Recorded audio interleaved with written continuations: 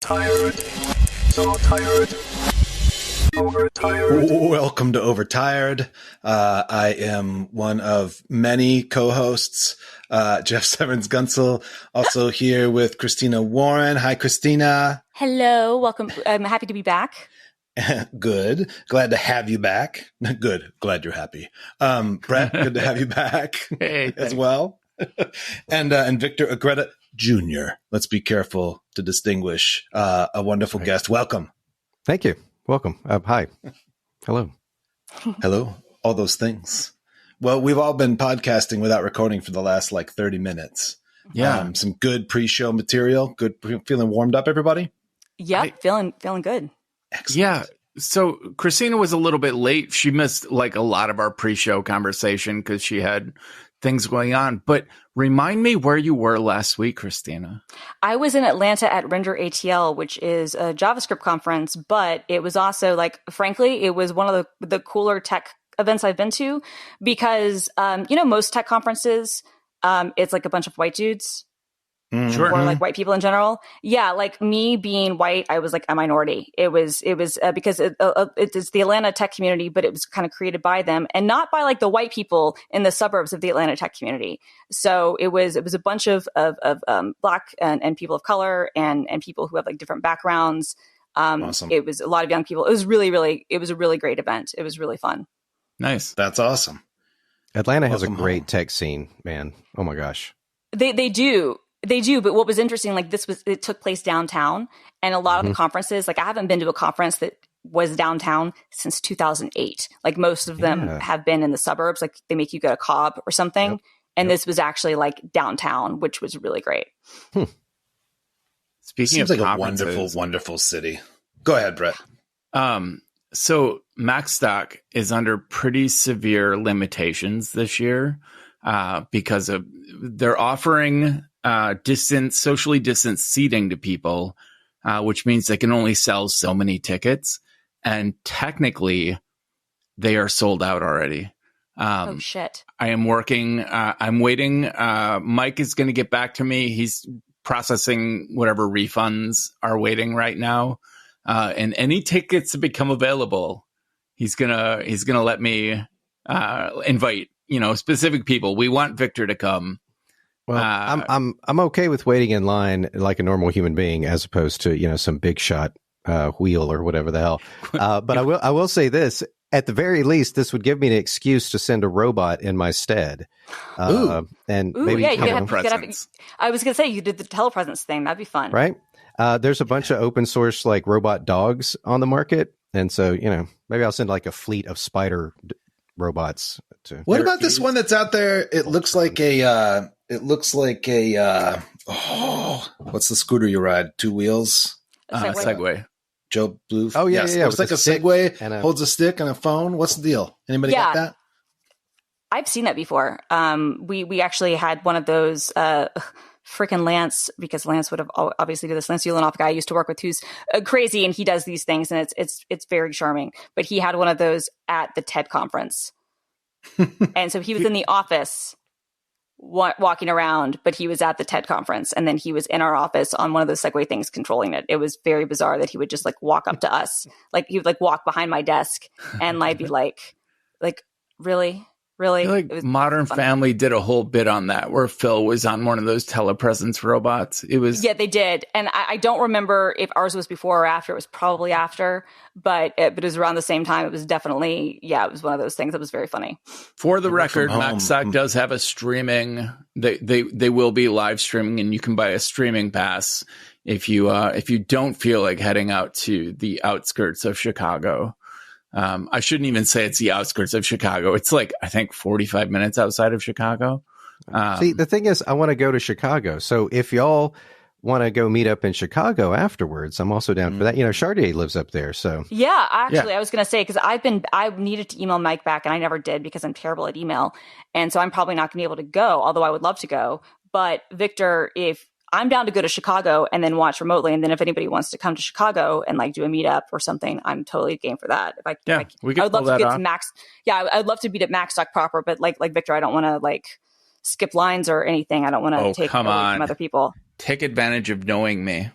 I mean, okay, fair. I will. If it's an opportunity, if you can work it out, I will absolutely go and do it. But I would also like to go to Chicago and meet up with people there. I'd love to see Chartier. That would be cool. Yeah, and Dan Peterson lives in Chicago too. Oh yeah, Dan Peterson. Dan Peterson, who just got married. Congratulations, Dan. I don't know if he listens to this podcast. He probably doesn't. But congrats to Dan Peterson. We're very happy for you, Mazel Tov. Very happy for you, Jeff. You've probably never met Dan. He is the lead designer for 1Password. Oh, got it. Yep. And he's an old friend and a really amazing guy. What's that? And an old employer of yours, right? He was a coworker of mine. Yes. Nice. I'm not saying that my skill set was equal to his, but we were both under the employ of Agile. So, awesome. Should we have a mental health corner? Do you guys you feeling up for a mental health corner? Definitely. Who wants to start? I'll start since I'm, the guest here. Awesome. Yes, Victor. please do. I'll skip the line this one time. Hey, right. So I've been doing two things because I suck at habits and, consistency. And about a year ago, I started taking some meds for ADHD. And that's, it's been all right or whatever, but there's still that whole issue of just like, making time for certain things or whatever. And I know we're going to talk about favorite apps later. These are not favorite apps. These are apps that I suffer through. They're actually not very good at all in many ways, but they're also good in other ways. So I do use them. Noom and Fabulous is the other one. So fabulous.co, if you go there, it's really interesting. They've got like an art style that's probably not for everybody. And there's way too much going on. But what's interesting is just the building of habits, how you start with one thing, like drink water when you wake up, not as you wake up. That would be interesting. When you wake up, drink some water. You do that 3 days in a row, and then you add another habit, like, meditate or write in your journal or something like that. So that's pretty cool. But yeah, so that has helped my mental health, and I'm not getting paid by any of these people to do any of this stuff, just so you know. But it's really helped my mental health because it reminds me to do some of the stuff that keeps me healthy through the day, and mostly like meditate and write in my journal, so I don't fall victim to like time blindness. Primarily, yeah. Time blindness, yeah. What? What ADHD meds are you on, Victor? Adderall, like 5 milligrams or something, like super light. Yeah, I don't need to drink 12 cups of coffee a day. Yeah. I asked for an increase in my dosage of Vyvanse, and my doctor said, no, I'd rather that you found a therapist. And so I'm still working to find the right therapist. I'm doing good therapy too. Now I've got a good therapist that's doing the integrated family systems stuff. So if you've never done that, it's really, really good. That's wonderful. Do you need a family for that? Nope. The family's all up in here. Oh, all right. Yeah. Got all these pieces. The theory is that you've got all these pieces that have broken off. I mean, has anybody watched Moon Knight? Yeah. Yes. Not okay. yet. So dissociative disorder is like the far end of the spectrum of this. The lighter end is like, when you've got a craving or when you feel sad, you eat your feelings. Well, something's, telling you do this and you'll feel better. It's trying to help you. And so what you do is you identify that and then you kind of work with it, in certain ways or whatever. You may say, hey, I'm a grown up now. It's okay. You can calm down. But you have to do that pretty repeatedly. And I, explore stuff and whatever. So yeah, it's a newish kind of therapy. I will keep my eye open for that. It's that idea that you, without overthinking or overanalyzing, you recognize that there's a part of you have many parts, and that there's a part of you that needs this thing for some reason to be calm. And what you just said is what was so striking to me about it, which is then you're kind of going, hey, okay, cool. Yeah, no, that's real. I need that. I needed that. Do I still need it? Right? Like, do I still need this thing to protect me in this way right now? I always really loved, my therapy is not family systems, but my father-in-law, who I happen to like, which I know is rare in the world of in-laws, is deep into that modality of therapy. And I just love hearing about it and thinking about it. So that's cool. Yeah. Awesome. I can just keep. I'll just roll. I don't have a lot to say. I have something really, one really wonderful change in my life is that having gotten steroid shot in my back, that was really badly needed. I wasn't able to walk even a block without everything seizing up. My wife and I take evening walks again, and that is great for me, and that is great for us. And actually, you had mentioned, Victor, time blindness. I realize how important connecting like that, in that kind of like, we used to call in the Trump eras, we took walks morning and night and called them worry walks, because like that was like the best place to talk about all of the things happening in the world. And, you know, it really helped you to metabolize it, you know, rather than just like sitting in a room and then the conversation's over and you're still sitting in the room. It's like you're leaving every piece behind you as you go. Right. Really interesting. And it became such a marker of time for me. And so I've noticed even just in the last few days, that like I have a much stronger sense of time and my day and all of those things. And that's been really great. I think that negative discussion while walking thing kind of works for me and Elle. I think it's safest to bring up scary, especially political topics while we're walking, probably for the same reasons you just described. But I tend to go to the scary side of things very quickly. I'm like, well, okay, the world is over because this is happening. And it doesn't affect me. Like I can think those things and then just move on. But Elle cannot. So it has to be like tempered, and we definitely could not have those conversations sitting in the living room. So yeah, I think there's something to that idea of like kind of keeping moving while having those negative conversations. And give it to the air, you know? Yeah. It's kind of like why it's so nice to sit by waves. I feel like the waves are doing the work for me. I don't have to be chaotic. They're chaotic. They're just kind of going, let us do this. All right, Christina, you or me? I'll go. Yeah, not a ton to update on. There is some stuff going on in my mental health that I'm not really, it's not my place to talk about it. So, but is hopefully will lead to some good things related to my mental health. So it's someone else's mental health, but it's not mine, but it'll hopefully have some good impact on me if things are dealt with. But, yeah, no, I've been, I was out of town for like a week basically because I was in San Diego, and then I was home for 12 hours, 10 hours, something like that. And then I was in Atlanta for a conference, not with the family, which was nice. I did see the baby for my nephew for a night, but I was there for the conference.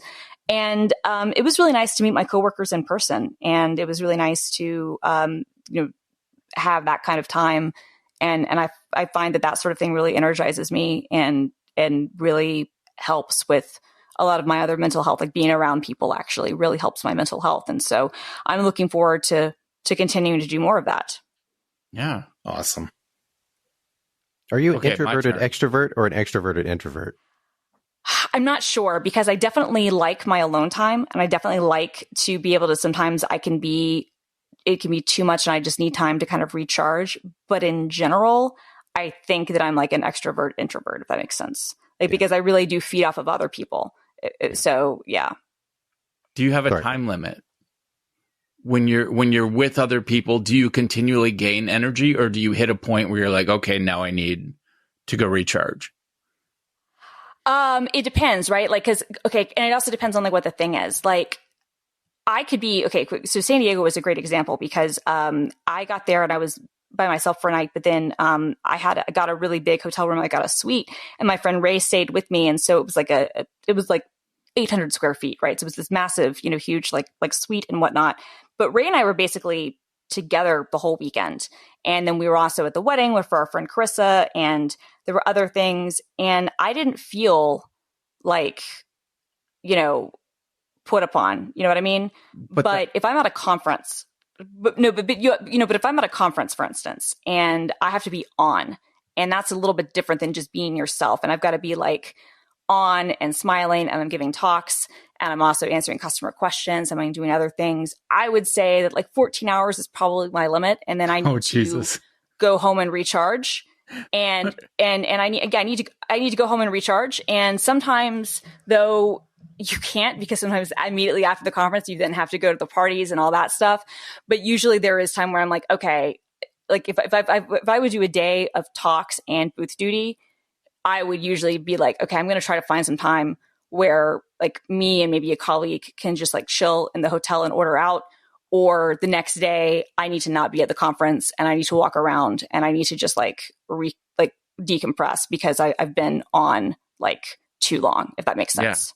Yeah, like if it's one person or even two people that I get along with in a comfortable way and I don't have to be like on, I can, I don't have a time limit on that, but like a conference environment, I need a break every couple hours, even if it's just going and like closing a bathroom stall for 5 minutes.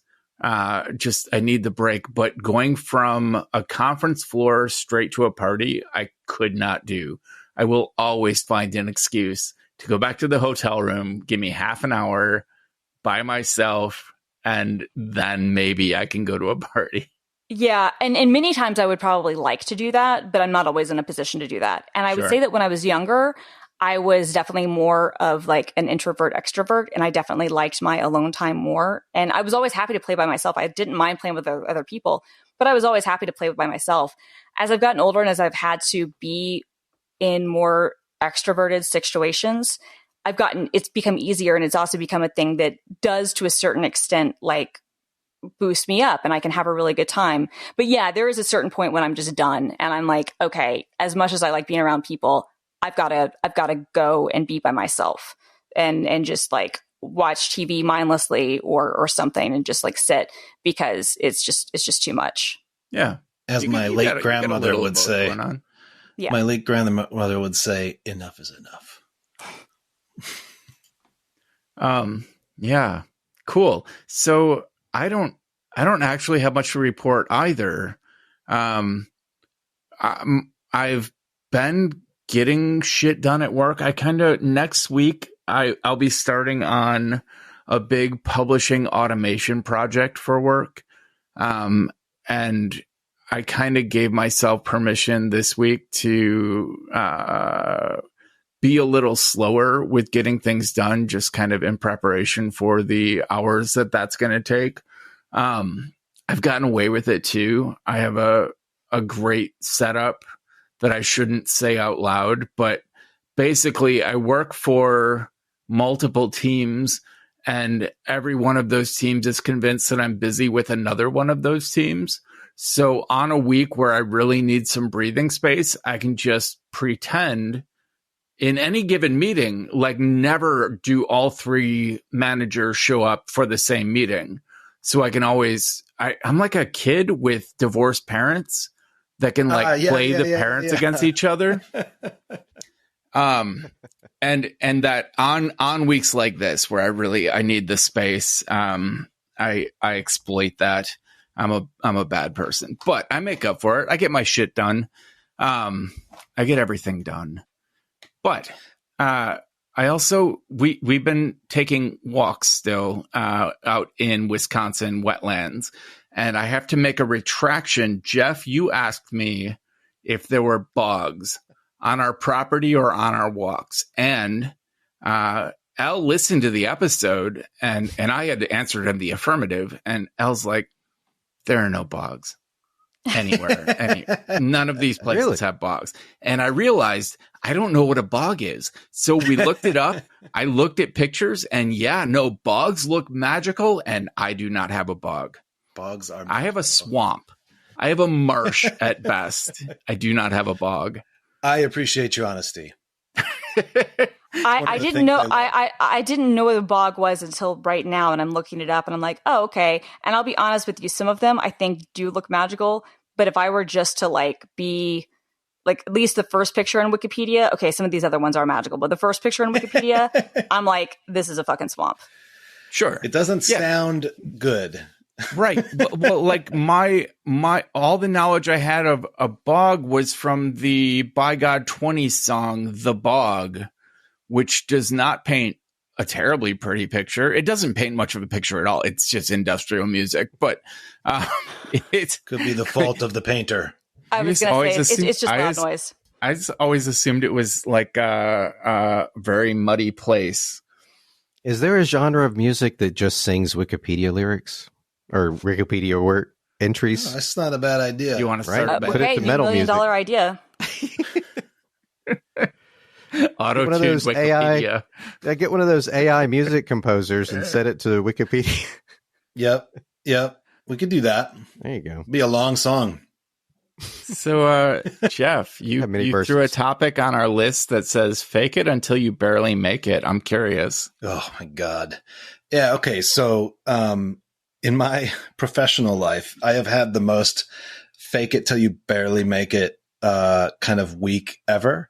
And it wasn't unintentional. I mean, it's like partly a way that I know I grow, but I am for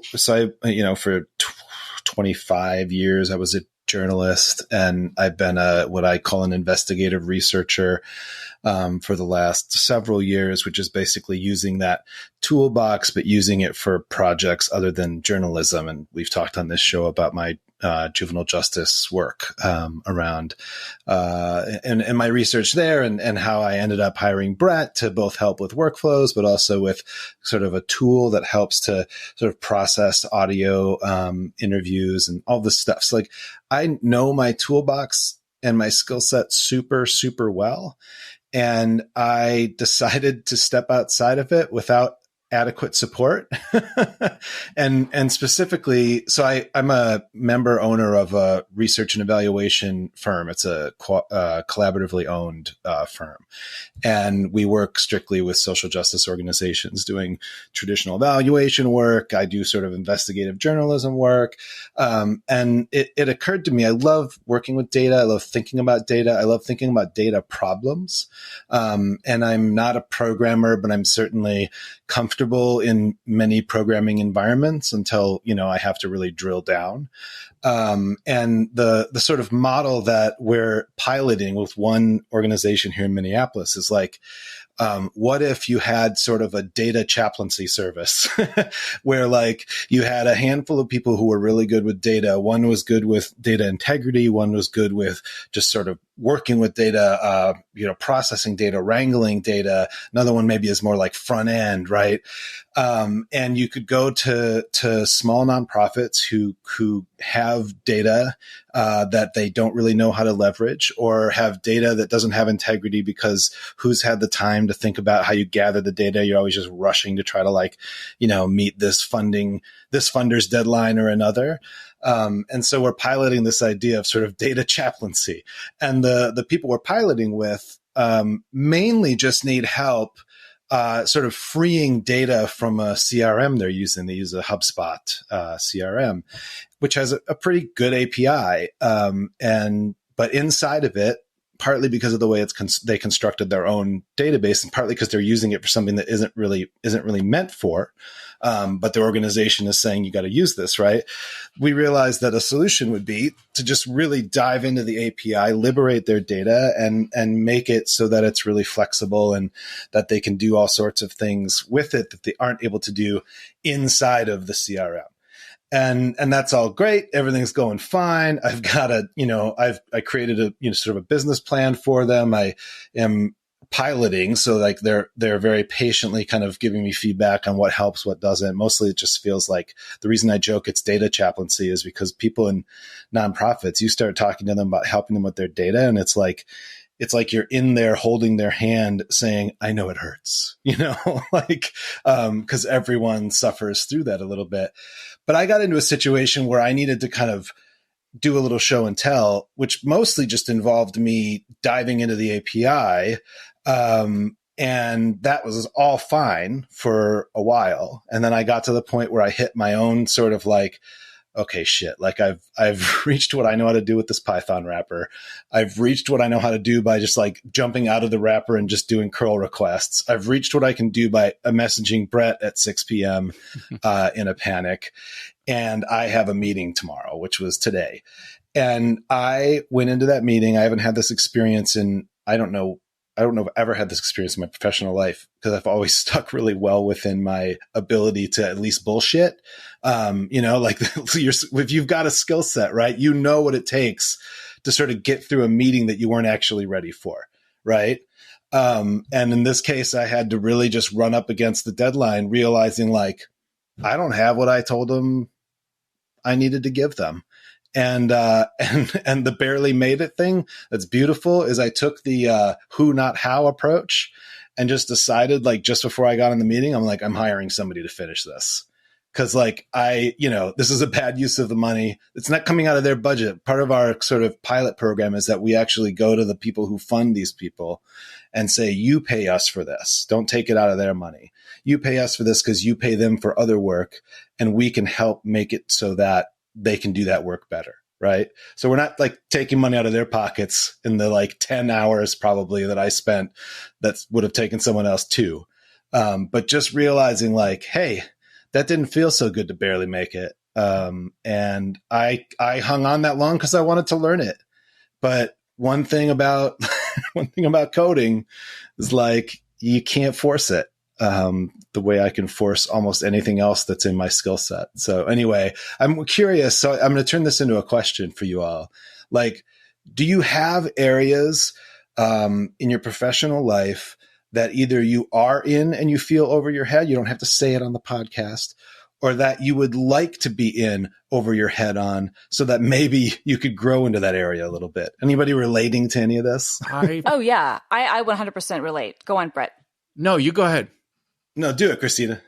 No, I was just going to say, like, I've always like kind of had a fake it till you make it approach for a lot of things. And I think to your point, as you were saying, like as a journalist, that is sort of part of the thing, right? Because a lot of times we have to write about things that we don't have deep knowledge or expertise on, and you have to turn it around very quickly. But you also need to be as accurate as possible. At least that was what I always tried to do. And so there would be times when I would have things where I might not know at the beginning of how I was doing something, but I would have to kind of like pretend and then just go into it and learn as fast as possible. And to me, that was always sort of part of the appeal. With my day job, both my current one and my old one, my current one, it's a little bit different, but because I feel like I'm coming in with a lot more knowledge because of my last day job. But like when I started, at Microsoft, I knew jack shit about Azure. I didn't know anything about it. And yet I'm supposed to be kind of an expert and I'm supposed to be giving talks. I'm supposed to be teaching people how to do this stuff. And I don't know. Right. And so what I found was I like looked forward to almost having like these deadlines, like you're going to have to give this talk. Okay, well then I'm gonna have to build the talk and I'm gonna have to go through all the things. I'm gonna have to figure out how to do it. And even though when I'm giving the talk, I still might be talking out my ass a little bit. If people are asking me questions, I might give wrong answers. And I certainly did early on. But as I got more into it, like I would know more and I would learn more. And I would actually like by the end, I was like, no, I actually know quite a bit about a lot of these different things. But yeah, there are definitely times when absolutely I have to create a video or a presentation or do something. I'm like, I've never touched this before and I don't know necessarily what I'm doing. And I don't want people to hear that and think, oh, Christina is like completely full of shit. And if I watch one of her videos, it's like not good information, because that's not true. By the time it goes out, I feel very confident that for the audience I'm targeting and for what I'm doing, that it's been fact checked. It's been like, it's had tech checks. It's had other people go through it. And I feel confident.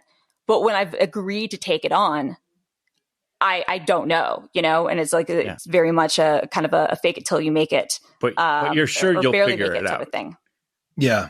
Yeah. I mean, sometimes I'm not like, you will or you won't. That's always part of like the fun of it. Like usually like my life philosophy is that it'll be okay. Probably. Right. Like I'm sure that there'd be scenarios where I wouldn't, but I also, I guess for me, I have like limits. Like I would not, for instance, try to fake it till I make it and pilot a plane, right? Sure. Like there are certain things that I would not take on because I'm like, okay, if I fuck up here and barely make it or don't make it, then there are real consequences.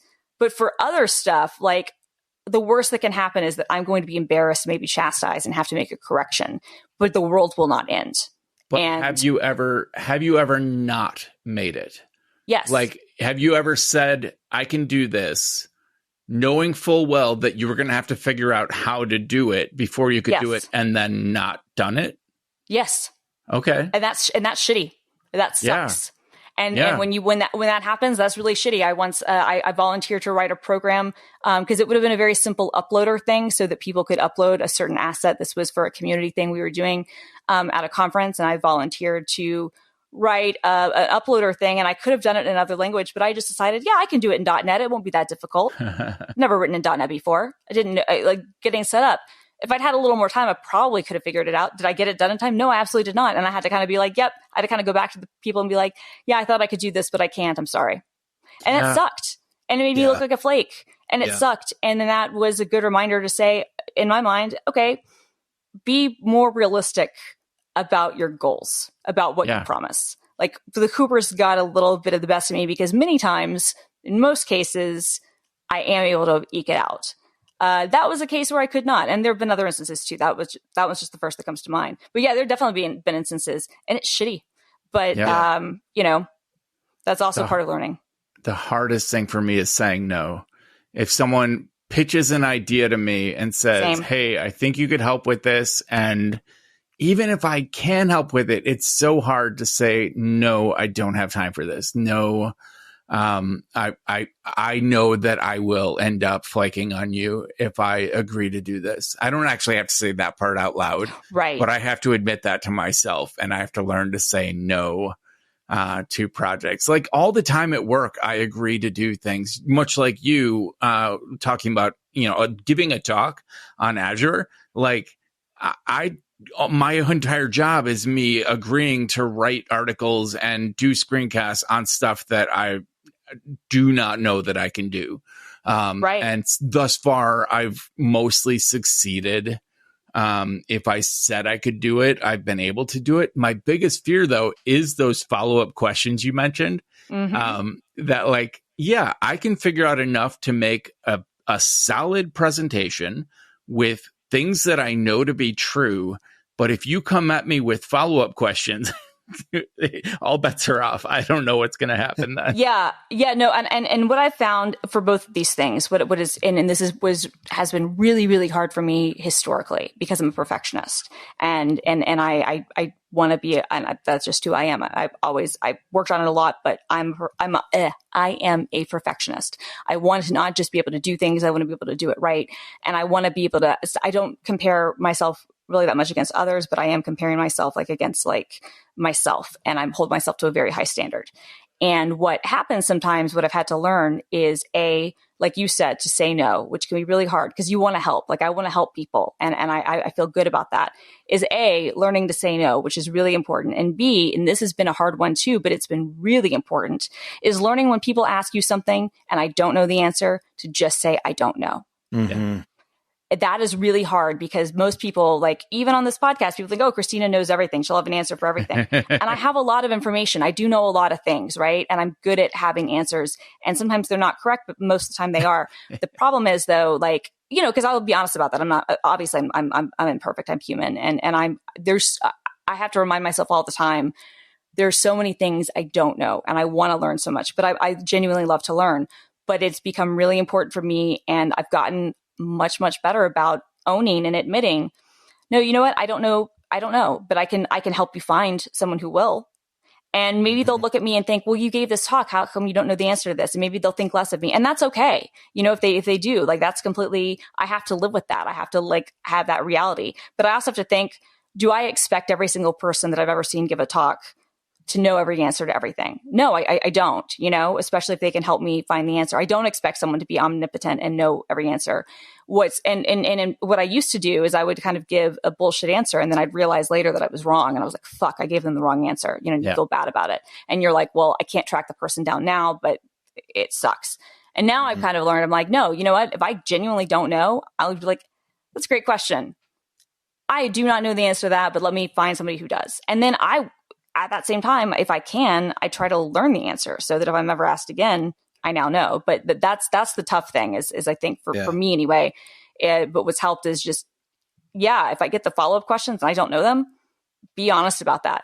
Yeah. And I've even done things in live talks where people have asked me like, all right, we're going to have a fun game called Google It Together and look through it. And, and I'm like, and I'll even joke, I'm like, and you could have just read the documentation instead of hearing me talk. I'll be self-deprecating about it. But also, most of us, how we work, we do have to look things up. Like that's part of it. So to me, it's been difficult to learn to accept and admit when I don't know the answer, but I've gotten so much better with it. And it's that helps me. Yeah. What about you, Victor? Oh, no, never. Never. What are you talking about? Man. No, I take the easier. No, I'm kidding. A lot of times I was just thinking back to early in my career, back when there was a term called webmaster. Yeah. And it was an e-commerce site. And it was actually, it was adequate or whatever for 2001. And I promised to build some database, actually, some back-end shit. And it did not go well. And I ended up having to hire someone to come in and, build the database, and then I could connect it and all that. But yeah, that was humbling. And, the irony. Brett's over there smiling because he knows that, like, my life right now is somewhat similar. But also, like, I was just telling someone the other day that I have been a magic hobbyist since I was like 7 or 8 years old, and I've never taken it seriously enough. So, like, I go to these conferences. I went to a conference recently in Atlanta. And one of the big things about magic conferences is magic tricks, right? You sit down and you jam with other magicians who are really good, so you can learn new things. You can maybe show something you've been working on. It's pretty cool. Like not many arts do that. Certainly I did stand-up comedy for a while, and you don't do that with stand-up comedians by and large. Sometimes you do. Right. You're lucky. You're real lucky. But at any rate, it's like, it was humbling because I got up there and I was like, I don't know a damn thing. I can't hang, and I just kind of like backed up. It's like Homer going into the bushes. Yeah. So I took a David Blaine course over the past 30 days or something, and that's been good. But that's cool. The thing. That is really cool. I mean, I was a journalist as well, and you learn this stuff. I did a call-in show on systemic racism, and I did not know enough facts, to say this, that, or the other. But by the time, and I wanted to be careful about what I said to be accurate. This was public radio, and a pretty good audience. And we had a very good discussion, and I ended up winning an award for that. So it's like, sometimes it works out and sometimes it doesn't. Yeah. Mm-hmm. What about, but the David Blaine course, what's one way that your magic game has changed since taking that course? Well, the big thing was just having stakes in it. It was a synchronous 30-day thing. So you had peer reviews that you had to turn in. You had to show a video. So it actually got me out of my shell, because one of the biggest things, and this is why I don't think Brett or Christina has seen a single damn magic trick that I've ever done, is because I'm super nervous doing it. Like, I have no problem doing stand-up comedy, which all my actor friends are like, I couldn't do that. I'm like, what are you talking about? You're an actor. But, magic, for some reason, performing for other people is just really, really, and part of it's, the consistency thing and all that, and practicing enough to where you can do it. And I can lie with a straight face. I'm not good at that. So yeah, all of that, but it forced me to practice, basically. Yeah. Practice. I kept thinking about that while I was trying to burn my way through this API project. I was like, well, what I need is practice, and I'm getting it now, but it's not going to end in what they need. Right. And that's the thing too, is like, you can kind of beat up on yourself, or I can beat up on myself, and then forget to remember that, oh, well, that was a nick of time situation, but I just learned a ton this last week. Yeah. Right. But yeah. All right, we got to take an ad break.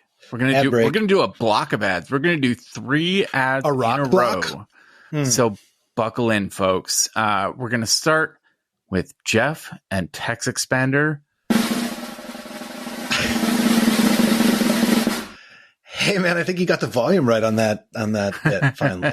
I love it. Get your team communicating faster so they can focus on what's most important. With Text Expander, your team's knowledge is at their fingertips. Get your whole team on the same page by getting information out of silos and into the hands of everyone that needs to use it. You can share your team's knowledge across departments, so your team is sending a unified message to your customers and isn't spending time reinventing the wheel. Let them do that in other areas of your company's work. Here's how it works. First, you store it. Keep your company's most used emails, phrases, messages, URLs, and more right within Text Expander. And then you can share it. Get your whole team access to all the content they need to use every day. And then you can expand it. So deploy the content you need with just a few keystrokes on any device across any apps you use. It's that easy. Text Expander is available on Mac, Windows, Chrome, iPhone, and iPad. Overtired listeners get 20% off their first year. Visit textexpander.com/podcast to learn more about Text Expander. Before we go to the next ad, I got to say, Text Expander, I needed to use this API code a lot as I was playing around the last week. So I made a little expander. I know that's not what they call it. They call it a snippet, but I call it an expander. and I just want to say that is a tool in my toolbox, and sometimes it feels like my whole damn toolbox. So Text Expander, friends. Text Expander. Nice. And if you're a software engineer, you've been there. It's 9 p.m. and you're finally unwinding from work and your phone buzzes with an alert. Something's broken and your mind's already racing at what could be wrong. Is it the back end or the front end? Is it global? Is it the server? Did I introduce a bug in my last deploy? Now the whole team's scrambling from tool to tool and messaging person after person to find and fix the issue.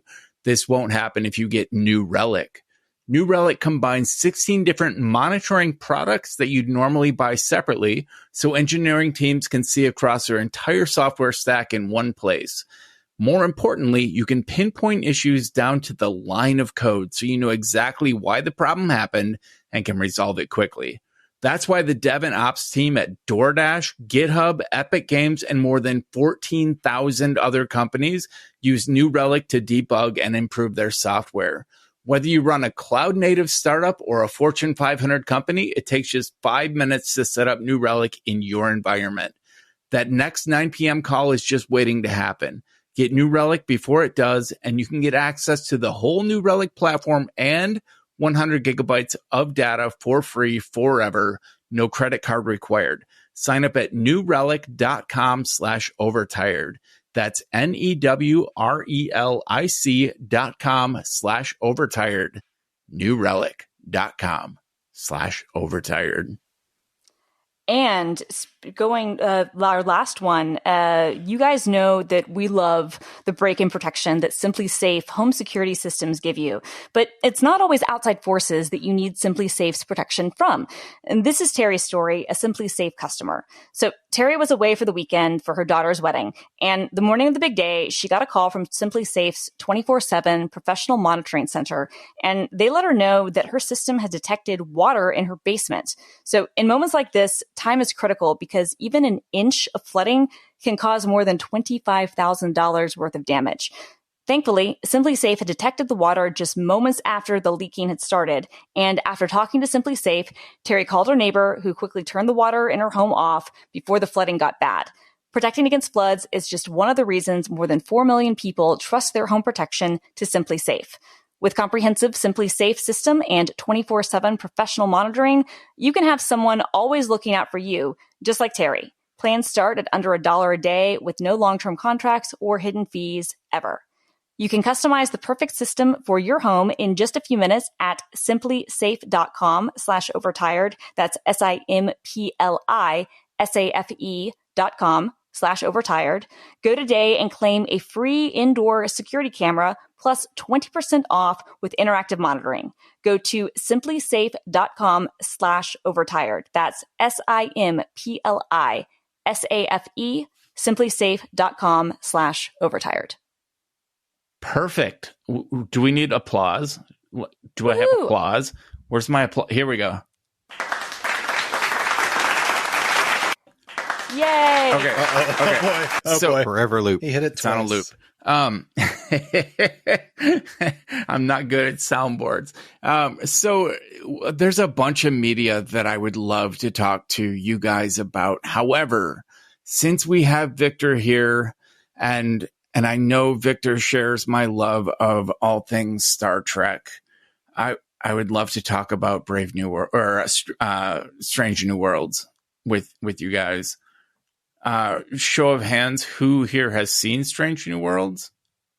This isn't a hand being shown, but I'm excited for this conversation because I dropped off at Wrath of Khan, and so I'm ready. I'm ready for the pitch. We're going to convert people today. Victor, what would you say your level of Star Trek?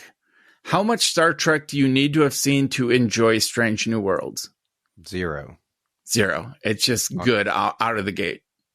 Yeah. Okay. They're bottle episodes. So, exactly. Like, so for Picard and Discovery, like they had these overarching plots that took a season to resolve. And like every episode, maybe there were some bottle topics within the episode, but there was this long running plot. And the beauty of Strange New Worlds is they are bottle episodes, and every episode has a start, a problem, a hook, a conflict, and then a resolution, end of episode. And you can watch just one episode without being baffled. And sure, I mean, there's character development that happens over time and everything, just like with any serial format. But it gets back to, I mean, what the original series was, like this very Star Trek kind of approach. And man, it's really fun. Yeah. Awesome. And it really uses, it's the classic science fiction thing of taking science fiction and talking about problems that we have, as a society, modern as people, societal issues. Yeah. Because I don't know if you saw this last one, Brett, with the kid. Maybe not. The last one I saw was Spock Amok. Okay, yeah, no, that one's awesome. That one's amazing. That sounds a little bit like Spock 'em Up, but anyway, it's a Freaky Friday episode basically, where Spock and T'Pol, right? That's from Enterprise. What's T'Pol? That's Enterprise. Yeah. I forget. It's I've forgotten something. Anyway, his fiance, they switch Katras, and so they're in each other's body. But it's cool because it's like you see how you gain empathy from the other person's perspective, even if you're logical. Like you're I don't know. It was beautiful, even though it was a very comedic episode. It was pretty funny. Yeah. This newest one is extremely freaking dark, and I don't know. I want to say what it's a metaphor for, but I think it's pretty obvious by the end, but I don't want to ruin the ending. So no spoilers. Okay. Yeah. I'll just say there's a child involved. Okay. All right. Yeah. I don't want spoilers because I've been hearing good things about this from a number of people and I haven't watched it yet. And now this is going to be the thing that pushes me over. So yeah, it's incredible. Okay. Hold on. Let me ask you though. So if I watch it and I love it, what's next? Well, did you watch any Next Generation? You didn't watch Next Generation. No, I watched, I saw an episode here or there, like hotel watching, right? But that's it. Yeah. So I want to say Deep Space Nine, though. You got to go from, like, chronologically, your next stop would be Discovery. Okay. I think. Yeah, but but technically it would be the original series. But the original series, while it was brilliant and there was a lot to love there, it's so old that it's hard for me to get absorbed in. I can only watch it. I got that covered, man. I told you I'm through Wrath of Khan. Yeah, I got that covered. So you've watched the original series. I've watched the original series and the first couple of movies. Okay. Yeah, don't watch any of the other movies then. You ended on a good note. Awesome. Yeah, TNG, I mean, it's a good series. It really is. Who directed the Into Darkness trilogy? Was that Zack Snyder? Oh no, it was J.J. Abrams. Ah, yeah. That Kelvin whole series splits off the timeline. It's like an alternate timeline. Yeah, it's kind of entertaining and in its own right, but not really Star Trek canon. Right. Yeah, I mean, I love it because it does the JJ thing that he always does, where he loves alternate timelines. Like that's his whole thing. Like Sensibility, that's his whole thing. They're fun. I mean, I enjoyed them. Awesome. I'm a purist. Awesome. Not a purist. Yeah. So did anyone see Picard season 2? Am I the only person here who's seen Picard season 2? I might have, but it's been so long because wasn't it like 2 years ago? No, that was season 1. Oh, okay. Well, then no, season 2 just wrapped a month ago, I think. Okay, then no, I have not. And they're wrapping season 3 right now, I think. Yep. So there's another season coming. Yeah, there was a huge cliffhanger. Yeah, season 2, man, I got really into it. It's not, if you are looking for Star Trek in the vein of, TNG and Strange New Worlds, it's not that. It's like the least accessible Star Trek ever, because not only is it kind of picking up from season 1 in a way, you know what I mean? Like they wrapped up Data's storyline obviously in season 1, but in season 2, it's all about Picard has this trauma. And if you don't know anything about Picard, you're just going to be like, why am I watching like the Golden Girl's cousin have this midlife, like late life crisis? What the hell? Yeah. Right. Yeah, you gotta have some background, and you kind of gotta want what they're selling you.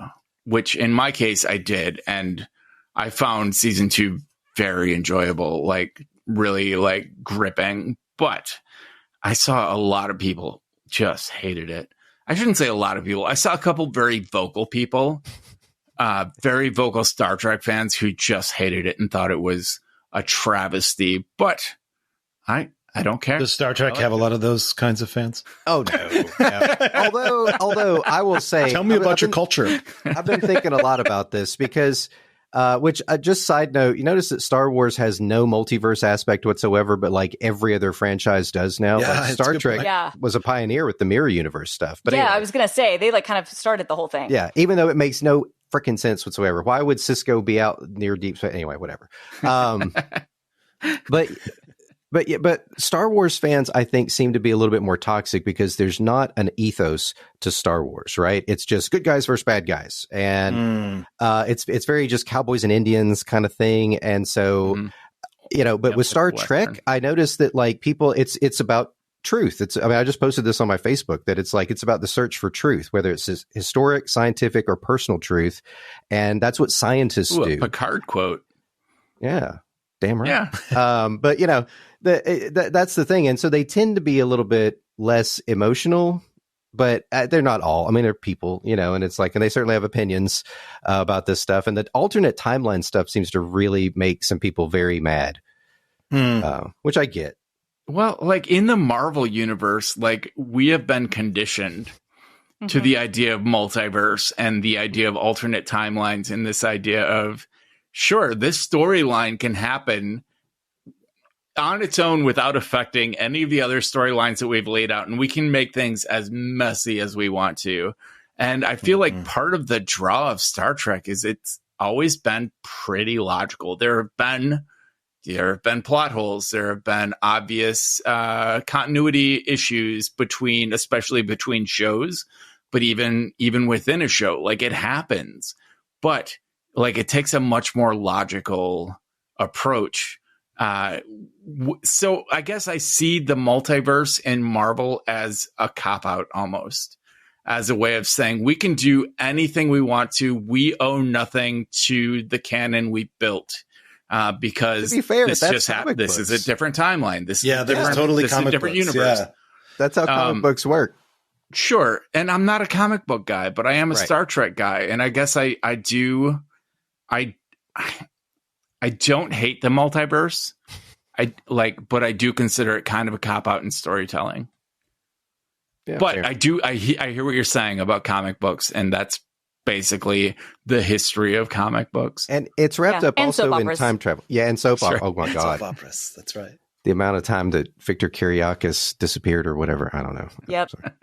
And then the aging, the fact that people come back from all kinds of things. I mean, actually what we should say rather than comic books or soap operas, it is one of those things that is, I think, natural to like serialized storytelling. For sure.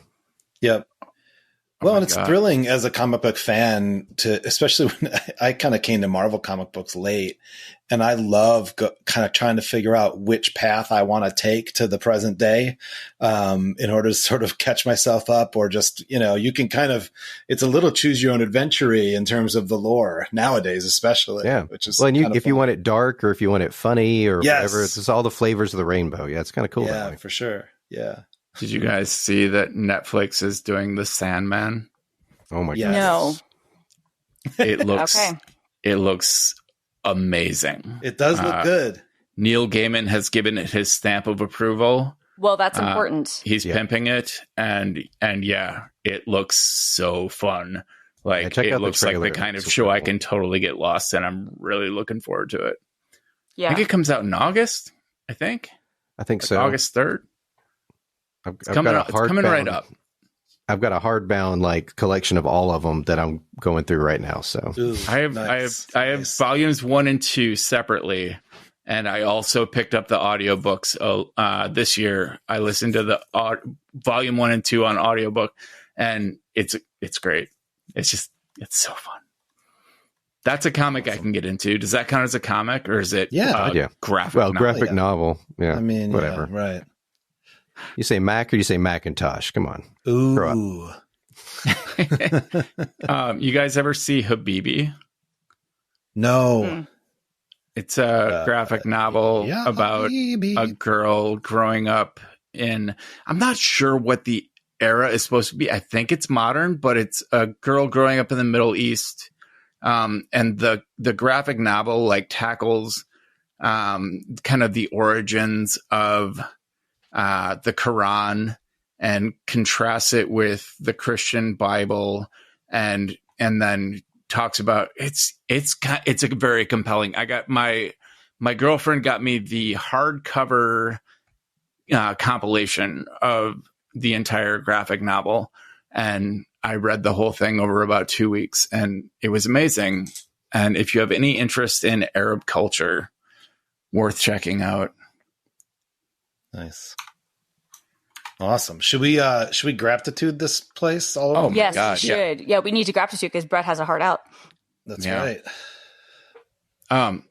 You want me to go first since I have the heart out? I was going to say you should. I can duck out if I have to. This week I'm picking Poletro. So in Sublime Text and now in VS Code, you can hit Command-Shift-P and you get a command palette, and you can access pretty much every feature of your IDE in the command palette. And so they've copied VS Code. I believe Sublime had it first. I believe Sublime pre-exists. This is almost like a Star Trek fight. No, but I was just going to say Command-Shift-P because the command palette and VS Code will do the exact same thing. But sorry, go on. Yeah, no, absolutely. But I believe it originated with Sublime Text. Gotcha. Anyway, this idea of the command palette, I had always thought, man, it would be cool if I could do this in, any application. And then one day I went to Setapp to figure out what had happened to another app that I was trying to use. And it came up as a suggested app, Poletro, and it uses system events and accessibility features to give you a Command-Shift-P palette in any application that gives you type-ahead access to any menu item for the app. How do you spell this? Paletro. Okay. And got it.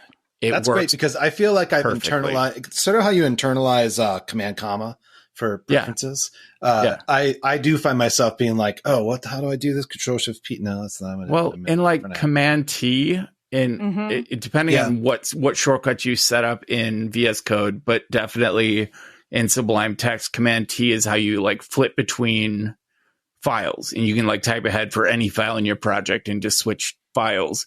And I actually changed the shortcuts in Xcode because I just internalized that Command T. So what would be Command-Shift-O in Xcode is now Command T for me, which means if I use anyone else's machine, I'm screwed. But anyway, that's my pick, Poletro. Awesome. Yeah, I just installed it. This is very cool.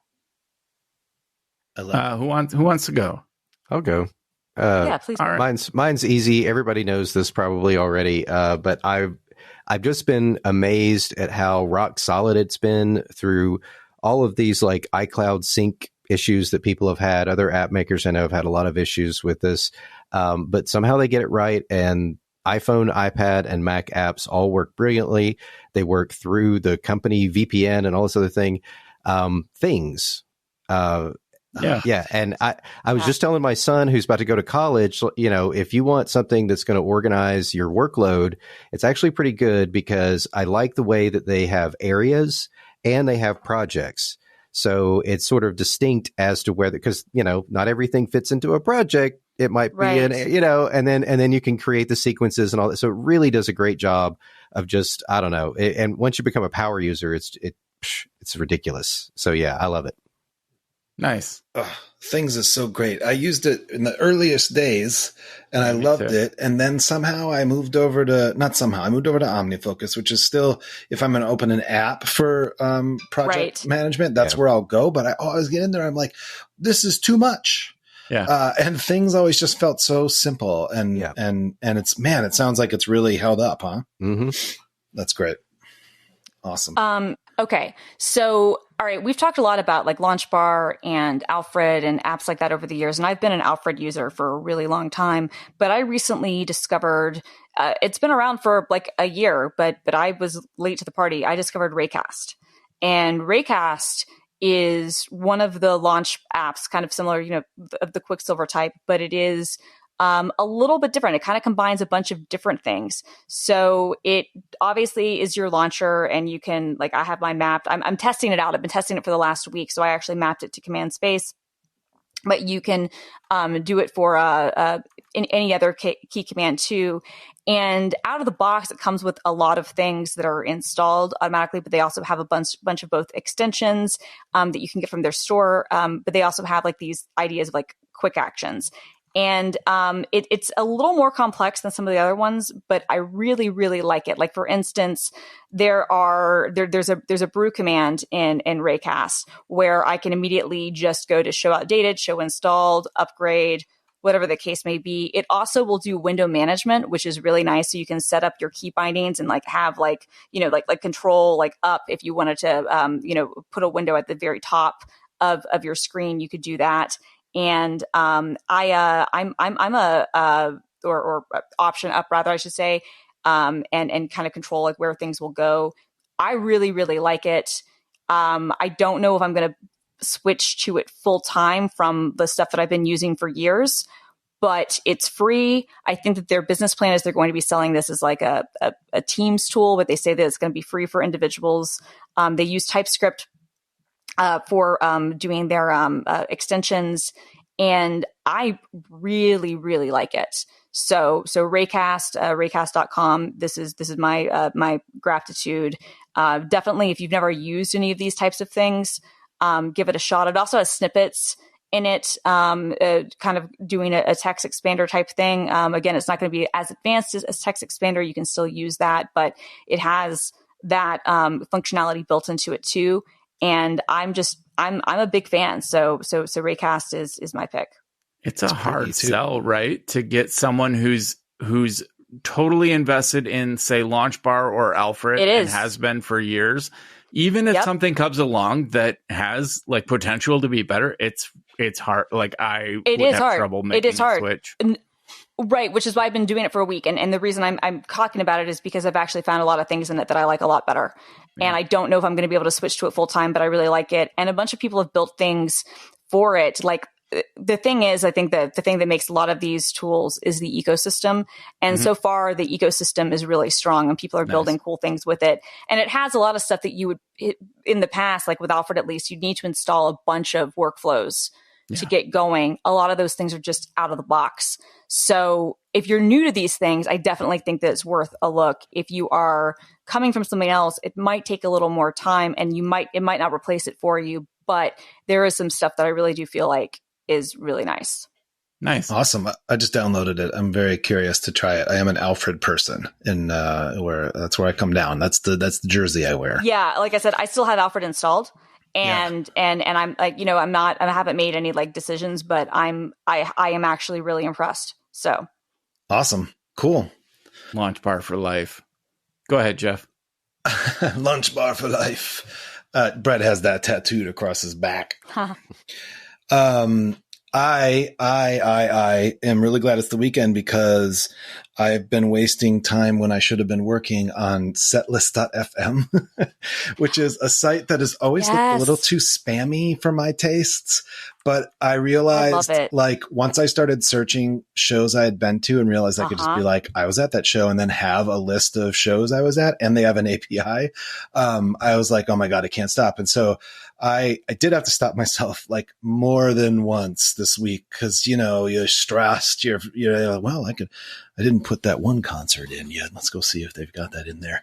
And it was fun to I barely got started. And there's already like 70 concerts in there, right? Like, it's like really fun to have my memory kind of, jogged. And one of the things I've been doing is I've only done 2 shows so far, but I've been bookmarking the shows in Pinboard and then writing a little 1-paragraph review of the show as I remembered it. And one that I put in was, I saw PJ Harvey on September 13th, 2001 in Chicago. And so it's 2 days after September 11th, when you kind of like, nobody really knew what to do. Like, do we do anything at all? And the idea that she kept the show was super kind of interesting to me, because I was like, all right, I'll go to the show. We were all so messed up. The whole band wore black. And they only mentioned September 11th in the beginning in the most passing way, which is like, we all need music tonight. And they started with this song, This Mess We're In, which like had a whole different kind of resonance. And it was incredible because this is so corny to say, but it was a big theater, and it actually felt like the band needed that music as much as we needed that music. And it didn't feel exactly like a concert, right? Like, it was such a powerful. The other one that I had forgotten about is I saw Slayer before I was a fan. And I had this memory of, I was like, I don't know this band, but I'll try the mosh pit as a teenager. And so I go into the mosh pit realizing that it's a real like grown-ups mosh pit, because the first guy I bang into has like an 8-inch leather wristband with like common house nails shooting outwards all around it. And I'm like, I'm going to sit this one out and wait for Anthrax. But anyway, it's been super fun to like, the other thing I've been doing is because it's called setlist.fm, because they usually or often have the set list for a show that you went to. Sometimes they don't. But I've been making playlists in Apple Music of the set lists of shows that just were really wonderful for me. Yeah. And it's super cool to look at a set list and think like one of the set lists, I saw Soundgarden open for Skid Row, and you could really tell in the set list that they were like, it was like at the beginning of their Bad Motorfinger kind of touring time. So they were just not that big yet. And you could tell that they were like picking a set list where they're like, all right, this should work for the Skid Row people, right? Anyway, I love it. Setlist.fm. Christina, what were you going to say? No, I was going to say, I can't remember the name of it now. I'll have to go back and look, because I'm also a big fan. And I found an iOS app at one point that would let you create like a Spotify or an Apple Music playlist based on the set list. Oh, cool. And which was really cool. Ooh, maybe that's something I can do with my blossoming API skills. Yeah, totally. I used to always steal the set list anytime I went to like a smaller show, like at the Warehouse in Wisconsin. Always, like, that was my souvenir. Just grab the set list off the stage at the end of the show. You were that guy. Yeah, you were that guy. Awesome. Victor, it's been a pleasure having you. I mean, I know you've done this podcast before. I just never met you and been it's fun. Podcast with you. Great to meet you. Yeah, too. Yeah, thanks a lot, Victor. Thank you, Victor. Always good to see you and good to have you on. Same. Yeah, it's good to see you all. I want all 3 of you to get some sleep. Get some sleep. Get some sleep, boys. The system is going down now.